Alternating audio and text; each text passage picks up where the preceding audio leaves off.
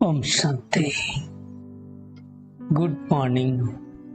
साकार मुरली 21 मई 2022।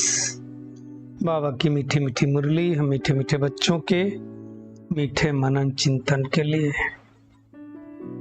मनन चिंतन करने से पहले आनंद के सागर शिव बाबा की आनंद भरी किरणों के नीचे बैठ जाते हैं और अनुभव करते हैं, मैं आनंद स्वरूप आत्मा हूं, मन मत और परमत से मुक्त आत्मा हूं। आज मीठे बाबा ने कहा, मीठे बच्चे, श्रीमत में कभी मन मत मिक्स नहीं करना। मन मत पर चलना माना अपनी तकदीर को लकीर लगाना। क्या होती है मन मत और श्रीमत क्या होती है, इसको समझना है। बाबा ने कुछ कहा, हमने उस बात को अच्छी तरह से नहीं समझना, उसको अपनी तरीके से समझाना और समझ लेना, इसको मन मत कहा जाता है। जैसे बाबा ने बहुत बार कहा हुआ है कि जो भाई बहनें सर्विस करते हैं, बाहर जॉब पे जाते हैं, वो भाई बहनों के लिए डबल रोटी अलाउड है। करेक्ट। अब मन मत क्या होती है? श्रीमत ये है कि हम बाहर गए, कोई ऑप्शन नहीं है, डबल रोटी खा सकते हैं, ये श्रीमत है। मन मत क्या है? घर पे बैठे हैं, सब कुछ अवेलेबिलिटी है, बाबा ने कहा ना डबल रोटी खा सकते हैं, मशीन का बना हुआ खा सकते हैं, ये हो गई मन मत। क्यों कहा? उसके पीछे हम साइंस को नहीं समझते। आप चाहे मशीन का खाएं या कहीं का खाएं, खाएंगे तो बासी ही ना। आप घर पे रोटी बनाओ, सुबह की शाम को मिलती है, शाम की सुबह को मिलती है, तो क्या कहते हैं, मुझे बासी खिला रहे हो। और कोई भी ब्रेड फैक्ट्री में बन करके आपके पास आती है, 24 घंटे से तो पहले आ ही नहीं सकती ना, तो बासी नहीं है क्या? और वो बनाने से पहले भी 24 घंटे बाद आपके पास बनने के बाद पहुंचती, उसके 24 घंटे पहले प्रोसेसिंग होती, तो 48 घंटे तो हो ही गया ना मिनिमम। क्यों बाबा मना करता है? कचड़ा खाने से बचाता है। तो इसलिए बाबा कहते हैं मनमत पर चलना, अर्थात अपनी तकदीर को लकीर लाना। देखिए, भविष्य की तो बात अलग है, अभी भी तो हमारा तन रोगी हो रहा है ना। आज का प्रश्न है, बच्चों को बाप से कौन सी उम्मीद नहीं रखनी चाहिए? कई बच्चे कहते, बाबा हमारी बीमारी को ठीक कर दो, कुछ कृपा करो, रहम करो। बाबा कहते, तुम्हारे पुराने ऑर्गन्स हैं, थोड़ी बहुत तो तकलीफ होगी। क्यों होगी? कर्म हमारे ऐसे रहे, पुराना हो गया तन ये, इसमें बाबा क्या करेंगे? बाबा कहते हैं, अगर तुम योग करते हो तो योग बल से आयु बढ़ेगी, बढ़ सकती है, जितना हो सके योग बल से काम लो। बाकी तो हिसाब किताब है, हिसाब किताब तो चुकता करनी पड़ेगा ना। हिसाब जब हम बना रहे थे तो बाबा को पूछा था क्या? नहीं, तब खुशी खुशी हिसाब बनाया। आज देखो दुनिया में, संसार में जो लोग भ्रष्टाचारी करते हैं, ब्राइब लेते हैं, उस टाइम क्या भगवान को पूछते हैं क्या? नहीं। जब परिस्थिति आती है, प्रॉब्लम आती है, कहते भगवान मेरे साथ ऐसा क्यों हुआ? तो डबल स्टैंडर्ड है। बाबा कहते हैं इसमें मैं कुछ नहीं कर सकता हूं। आज का गीत है, वापस कल जो था, तूने रात गंवाई सोए के, दिन गंवाया खाए के। तो अब हमें इस बात का पूरा ध्यान रखना है कि हमारा टाइम वेस्ट नहीं होना चाहिए, सदुपयोग में हमारा समय जाना चाहिए। बाबा कहते बच्चों को ओम का तो अर्थ मालूम है। ओम माना भगवान नहीं होता है, ओम माना मैं आत्मा, शांति माने शांत स्वरूप हूं, ये मेरे ऑर्गन्स हैं। बाबा भी कहते हैं हम आत्मा, परंतु फर्क है ना, बाबा परम आत्मा है, परम धाम निवासी है। बाबा कहते मैं इस तन का मालिक नहीं हूं, तुम हो। मैं क्रिएटर डायरेक्टर कैसे हूं, वो बाबा समझाता है। ब्रह्मा तन में आकर के ये सारी बातें हमें बतलाता है, ये समझने की बातें हैं। बाबा कहता है मैं स्वर्ग का रचयिता जरूर हूं, लेकिन मैं सतयुग में नहीं जाता। सतयुग को रच करके कलयुग का विनाश करा देता हूं, ये बाबा का काम है। मैं करण करावनहार हूं, करणहार नहीं हूं, कराता हूं। कैसे कराता हूं? ब्रह्मा द्वारा स्थापना, विष्णु द्वारा पालना और शंकर द्वारा विनाश। हालांकि शंकर का पार्ट यहाँ कुछ नहीं है, सूक्ष्म मतन में है। ब्रह्मा का और विष्णु का पार्ट इस धरती पर रहता है। ये सब कौन समझाता है? निराकार परम पिता परमात्मा शिव बाबा। बाबा कहते हैं मैं ब्रह्मांड का मालिक हूं। तुम बच्चे भी ब्रह्मांड के मालिक हो। कब? जब बाबा के साथ हम परम धाम में रहते हैं तब। उसको ही स्वीट होम कहा जाता है।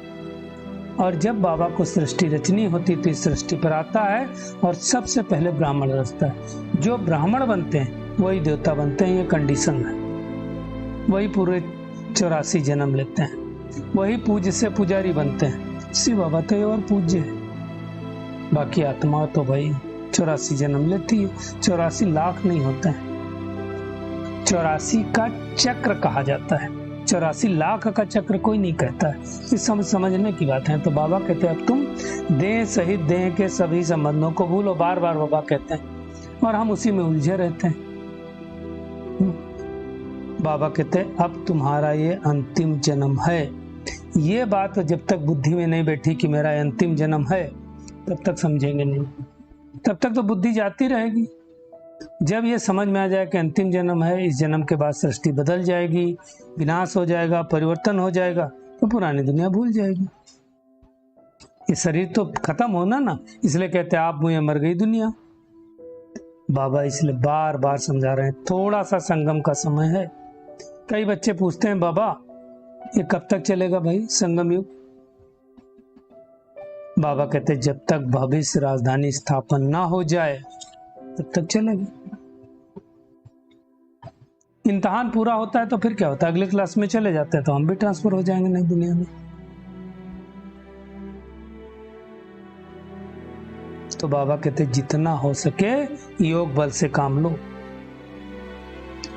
गाते हैं मुझे पलकों में छिपा लो, मतलब जो प्रिय चीज होती है उसको पलकों में छिपाया जाता है ना, तो नूरे रत्न।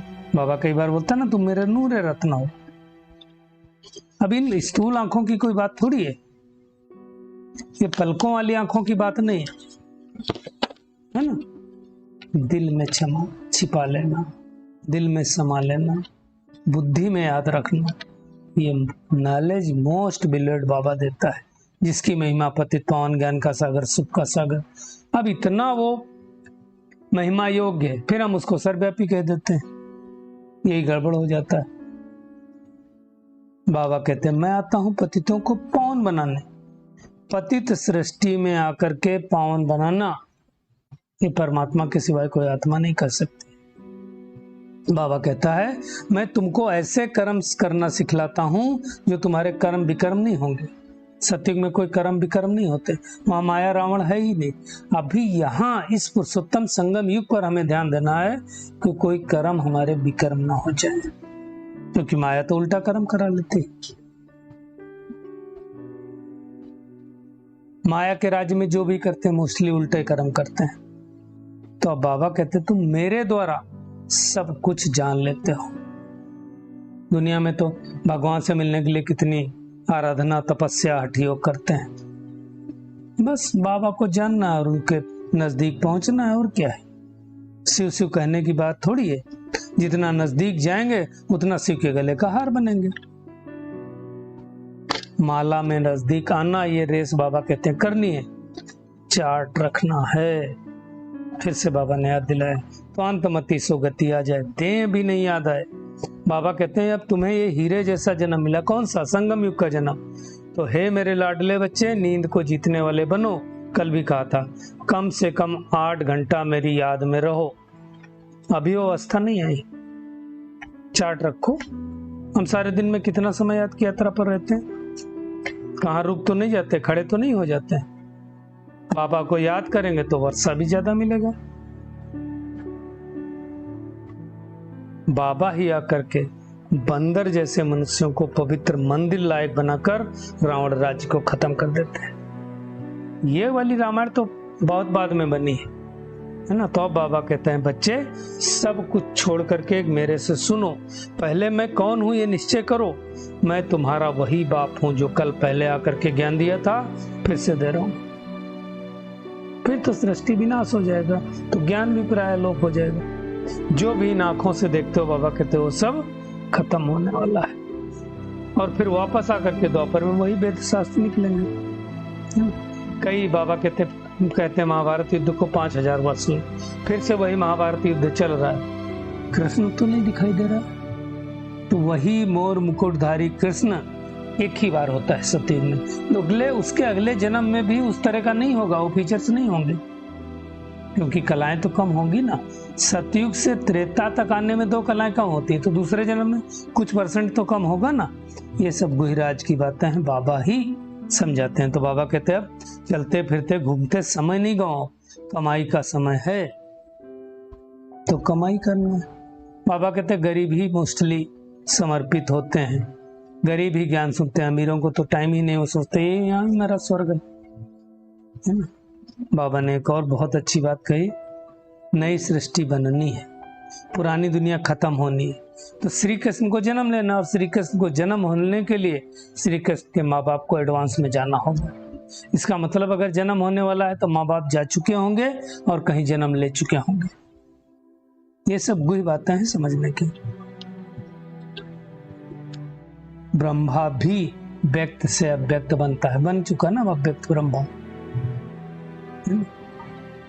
तो ये सब समझने की बातें हैं। बाबा कहते तुम हो रूहानी सेल्वेशन आर्मी, दुनिया को सेल्वेज करते हो, परंतु गुप्त हो, दिखाई तो देते नहीं। स्थूल हथियार की कोई बात नहीं है, ज्ञान के बाण की बात है। मुख्य मेहनत किसमें है? मनसा वाचा कर्मणा, पवित्र बनने में। बाबा कहते हैं प्रतिज्ञा करो कि हम पवित्र बन स्वर्ग का वर्षा जरूर लेंगे। अब ऐसा बाप जो माया से हमें छुड़ाता है, तो ऐसे मोस्ट बिलीवेड बाप को कितना याद करना चाहिए, कितना प्यार से याद करना चाहिए। बाप समान बाबा मीठा बनना है ना। सबकी ज्योति जगाते ना, गाते भी ना, कितना मीठा कितना प्यारा शिव बोला भगवान। तो बाबा कहते हैं रिटर्न में इतनी सर्विस भी तो करनी है ना। रूहानी कम हॉस्पिटल कम यूनिवर्सिटी घर घर होनी चाहिए। जैसे घर घर में मंदिर बनाते हैं, घर घर में मूर्तियां कितनी रखते हैं, तो हॉस्पिटल कम यूनिवर्सिटी रखो। हम तो कहते हैं सबके घर में प्रदर्शनी होनी चाहिए, ड्राइंग रूम में लगी होनी चाहिए, जो आए उसको समझाओ। मार्थी जो फॉलो करते हो हमको भी फॉलो करना। बहुत महंगी नहीं आती प्रदर्शनी, 200-400 रुपए में 500 रुपए में काम हो जाता है।